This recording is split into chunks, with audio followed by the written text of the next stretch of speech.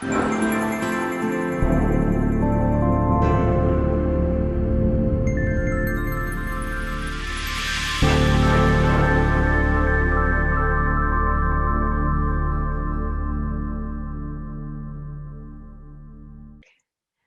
and thank you for tuning in to the latest episode of Alliant Health Solutions podcast, Making Healthcare Better. My name is Rakia Campbell, and I'm your host today. And joining me is Jennifer Parlapiano. She is a clinical reviewer for Alliant Health Solutions. So thank you for joining me today, Jennifer. Thank you for having me, Rakia. So please share with our audience a little more about what you do for Alliant and your general responsibilities. Sure. Well, I'm a licensed mental health counselor, and my background is actually in working with at-risk children and adolescents, both in an evaluative and in a therapeutic capacity, Mhm. and in some administrative roles as well. But then over the last 7 or 8 years, I kind of fell into auditing Mhm. and was conducting reviews both on site and remotely for a number of different states, different contracts. In terms of Alliant, I've been with Alliant now for a little over 4 years as a Mhm. clinical reviewer. Mhm. We conduct audits remotely. We work with a number of different markets, different health plans, both Medicaid and commercial contracts. Mhm. And we look at services ranging from applied behavior analysis, which we'll be talking about today, to psychotherapy, to psychosocial rehab, alcohol and drug services. We just kind of run the whole gambit. Mhm. But that's what we do. We conduct these audits, and we present our findings in Mhm. such a way that they can get the maximum benefit out of that feedback, and make positive changes. Great. Sounds interesting. So, we've actually had a few episodes where we've talked a little bit more about what the Alliant ASO division does, which is under Alliant Health Solutions, or actually, it's a division of Alliant Health Solutions. Um, and we've talked about how we are making healthcare better in the foster care and behavioral health spaces. So, I know today we're going to talk about applied behavioral analysis. Mhm. So, let's start by actually helping folks understand what is applied behavior analysis. Sure, that's a good question because not everyone Mhm. is familiar with it. Um, Mhm. Applied behavior analysis, or ABA for short, is a very specialized form of treatment that's based on learning theory, Mhm. specifically the premise that the environment impacts behavior and that behavior can be changed by what happens outside of the individual. So it's very different from traditional talk therapy, Mhm. where we might be looking at emotions or evaluating belief systems, processing events, things like that. This is not that. This is very Mhm. different. Mhm. This looks specifically at how a person's physical and social surroundings impact and shape behavior. Mhm. An example might be, say, a boy in class decides to crack a joke in the middle of class, Mhm. and all the kids laugh. And he Mhm. keeps doing this in spite of consequences that he might be earning from the teacher. Mhm. A traditional approach might be to understand the cognitive goings on. Why is he doing this? Is it a defense mechanism because he doesn't understand the work? Or is this how he's trying to get acceptance from peers? Things of that nature. An Mhm. ABA approach, though, says very simply that the other kid's laughing is reinforcing and maintaining the behavior. And Mhm. as long as the class responds that way, he's likely to keep doing it. So, Mhm. again, the environmental response maintains that behavior. Mhm. So ABA really applies these principles in a very methodical, very systematic way. Mhm. It works well with anybody, and but by using these principles, they're able to increase desired behaviors and reduce maladaptive ones. What they have also found, even though it works for everybody, it's especially effective with the autistic population. Mhm. It's able to address every area of functioning, and it has been empirically proven to be the most effective treatment for autism to date. So, what are some of the keys to good care? Well, that's a great question. Really, the first key to good care is a thorough assessment that's Mhm. going to identify deficits in every area of the child's functioning, be it social functioning or communication or self-care, academic, and so forth. So Mhm, that's really the first piece of the puzzle. But that assessment also needs to yield quantified data. So mhm, whatever behaviors or deficits they identify, those need to be measured in some meaningful way. So if a behavior, for example, if the child is hitting, mhm, they need to have some measure of how frequently that's happening, say on mhm, average per day. Or if the mhm, child isn't responding to his or her name, mhm, what is the frequency of that failure to respond to his or her name? So in addition to identifying what those deficits are, those functional deficits, it really needs to gather hard data as well relative to those deficits. okay. Another key is a really clear, strong treatment plan. That treatment plan should be pulling that data from the assessment and using it to outline what skills are needed to address Mhm, those deficits. mhm, So basically answers the question of what skills do we need to teach the child to reduce maladaptive behaviors like hitting, mhm. and to increase pro-social behaviors like answering to his or her name. Mm, that's interesting. So looking at the behaviors, how often that's happening, and then correlating that and forming a good treatment plan. Exactly, Good, exactly. good.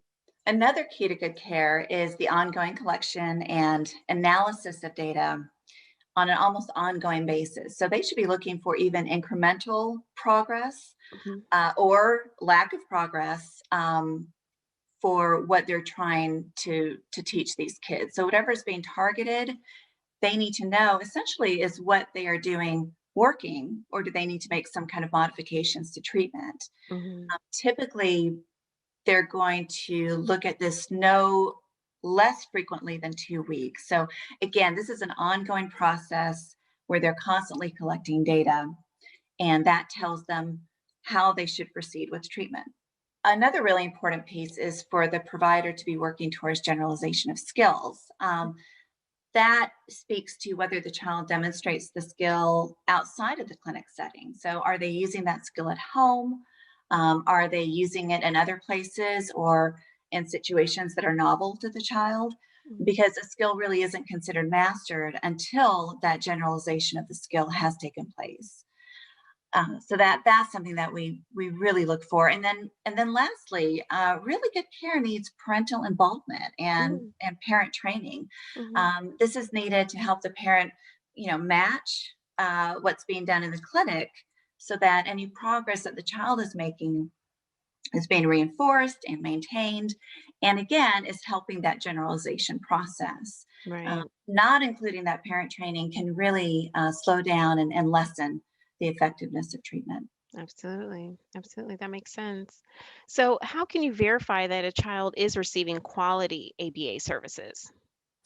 Well, one way is to look at that assessment that I mentioned before. Mhm, Does it include family interviews? mhm, Is there any kind of standardized testing or scales that are done? How many hours are we looking at of observation? Is it happening just at one visit, or is it happening over a period of several days? It's mhm, not unusual for an assessment to take 20, 30, even more hours because, again, they are gathering so much data. They are looking at every area of functioning. So that's one way to know is where are they getting that data?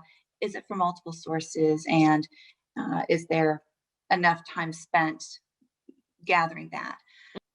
The treatment plans are also really critical. In particular, we look to see that they include target skills and corresponding objectives that are measurable, and baselines for each of those objectives. So the target skill, building on our previous example, might be the child responding to his or her name when called. So first we need to know how often they're responding before treatment even starts. So mhm, say for this example, it's 2 out of every 10 times. mm, Then we need to know the criteria for it to be mastered.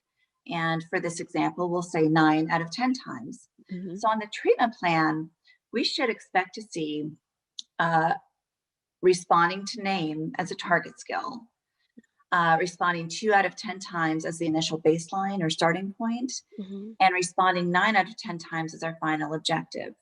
And we should see this for each and every target skill that's identified on the treatment plan.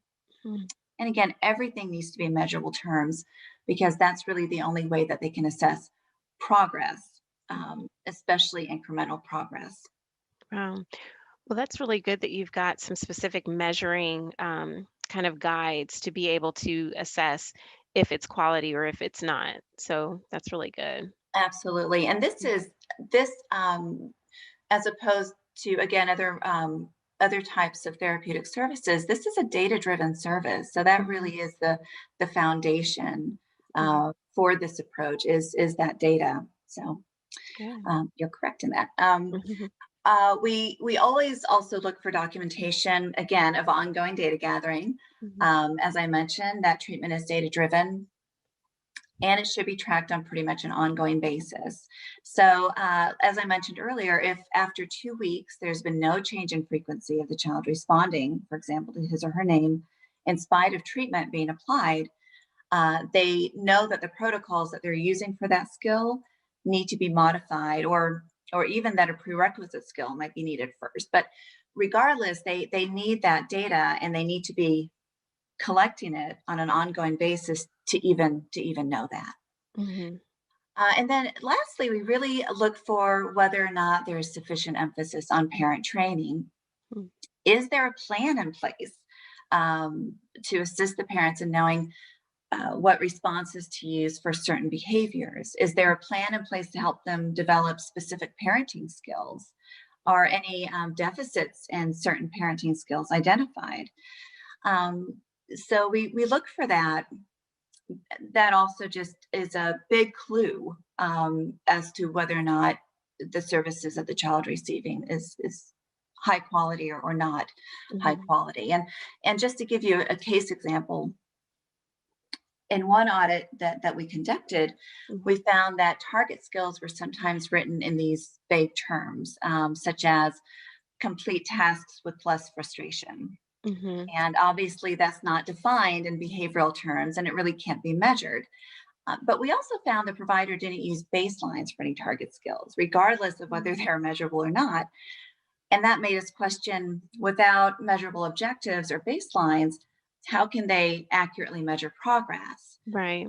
And if they're not measuring progress adequately, how is that impacting day to day treatment? Mhm, And mhm. those are major concerns. Right. Additionally, parent training did not have any specific goals. It was typically limited to 30 minutes per month Mm, and consisted primarily of providing treatment updates on the child. And that's not a sufficient amount of time to be working with the parents. And that's not really supposed to be the focus of time spent with the parents.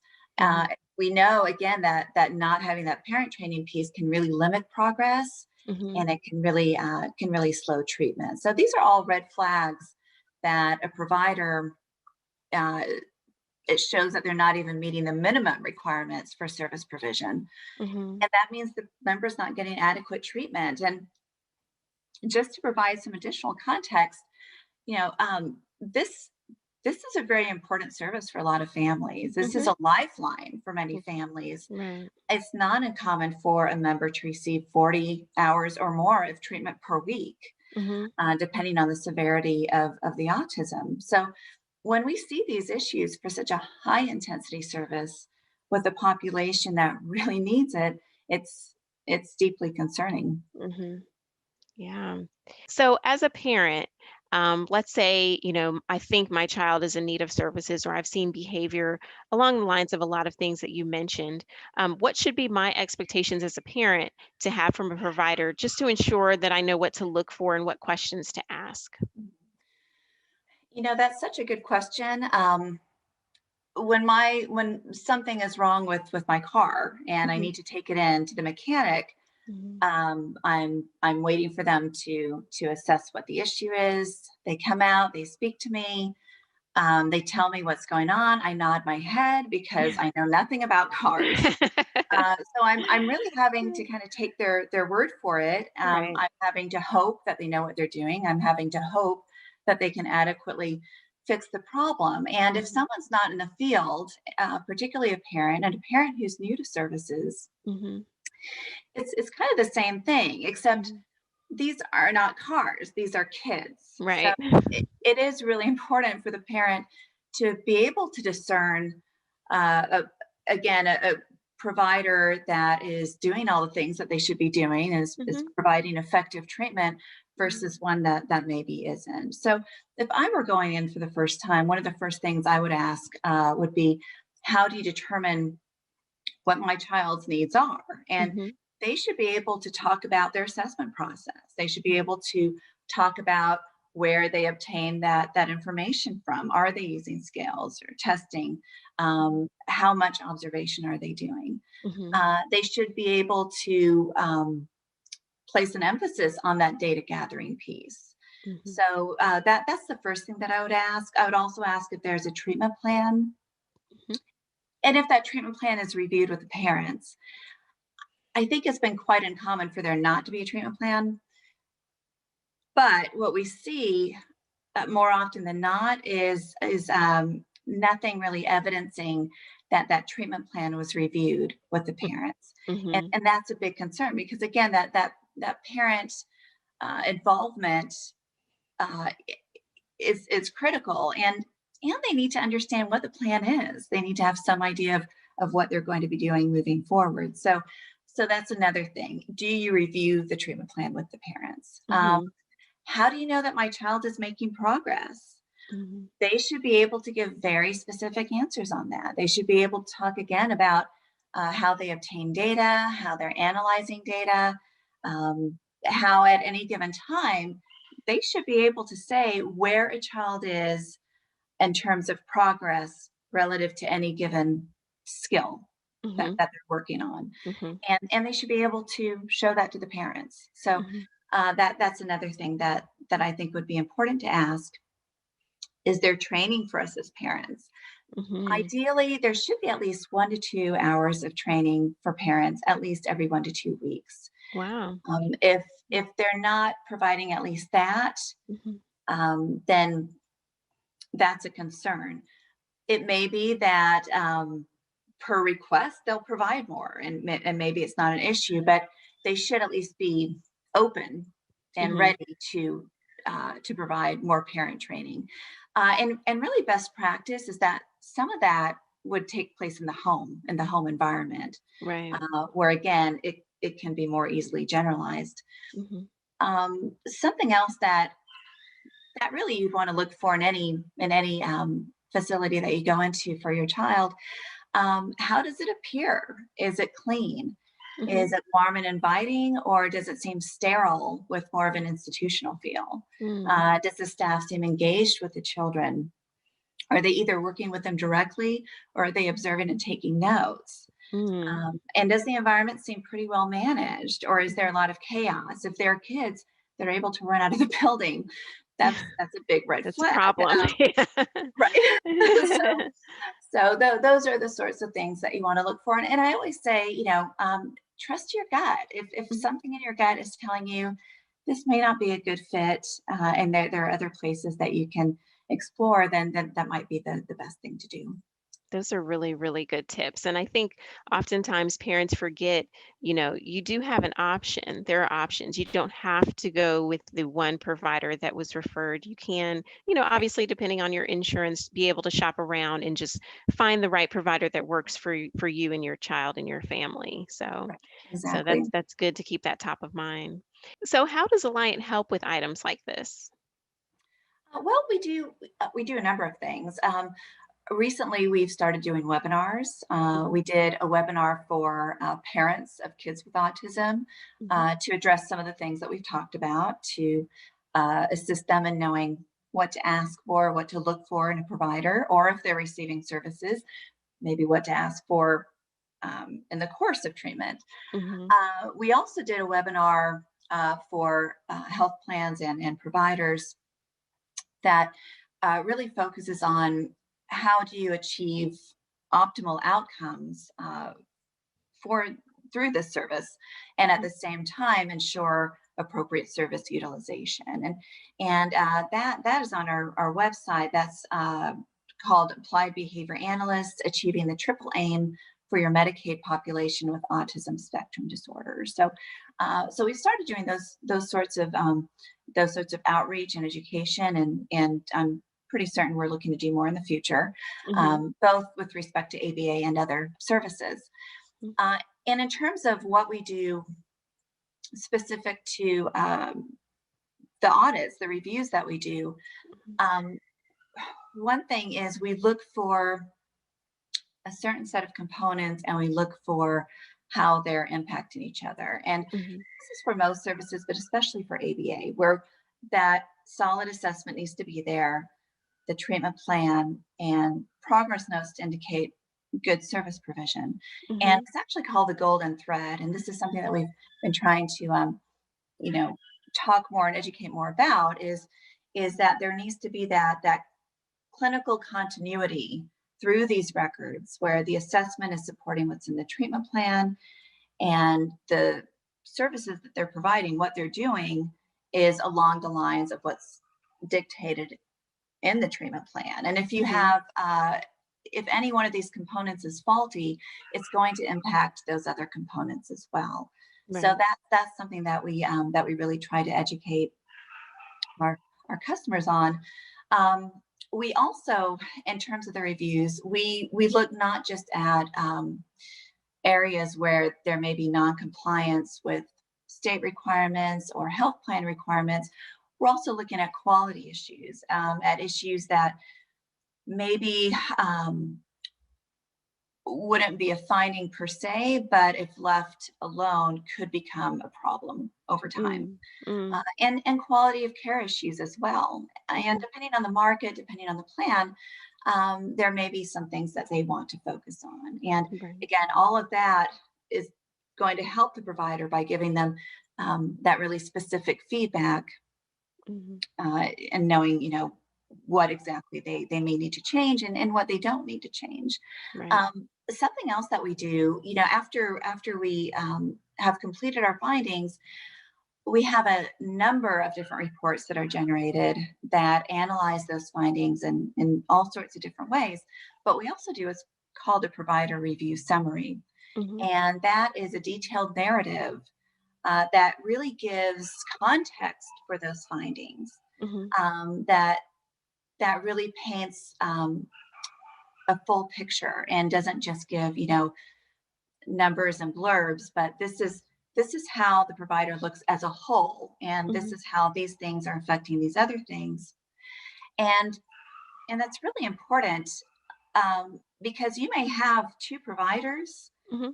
and they may have the same finding or even findings, but uh, look very different, Yeah. and therefore their needs and how they go about resolving any issues may Mm-hmm. be very different. Right. And Right. so again, we really want to tailor that information to the provider. And what we found is that the providers really appreciate that. Mm-hmm. They Mm-hmm. appreciate when the person approaching them already has, some kind of knowledge base about their agency and about how it works. And when they're Mm-hmm. able to, speak to them in an informative way, Mm-hmm. Mm-hmm. again, knowing, under having some understanding of that agency as a whole, Mm-hmm. you know, these providers, these are their babies. A lot of them. I mean, they put a lot of care and time into this, Yes. and so it's important to be able to approach these providers in a way where you can really start a meaningful dialogue Mm-hmm. and create some collaboration, Mm-hmm. um, versus versus going into a situation that might be a little more contentious, Right. where they may become defensive or they may become less receptive to feedback. Mm-hmm. Uh, and and that it's really all in the purpose of and the aim of making healthcare better. Mm-hmm. If everyone's collaborating, it's a win for everyone, and it's a win especially for the member. So that's something that we put a lot of focus on in our reviews, is again giving that really full picture, so that really meaningful feedback Mm-hmm. can be given. Awesome. Awesome. Sounds like great services that that they really need. So how can a provider actually reach out if they're interested in those services? Well, we have our Alliant ASO website. Mm-hmm. I would encourage anyone who's interested to go to our website at allianthealth.org Mm-hmm. to learn more about who we are and what we do and why you should consider choosing us as a partner.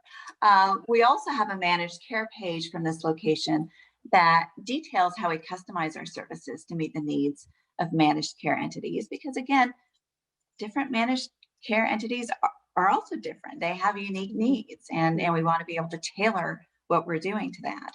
Um, we also have Angela Farrow, who is our director of operations, Mm-hmm. and she would be happy to speak with anyone directly if they wanted to reach out.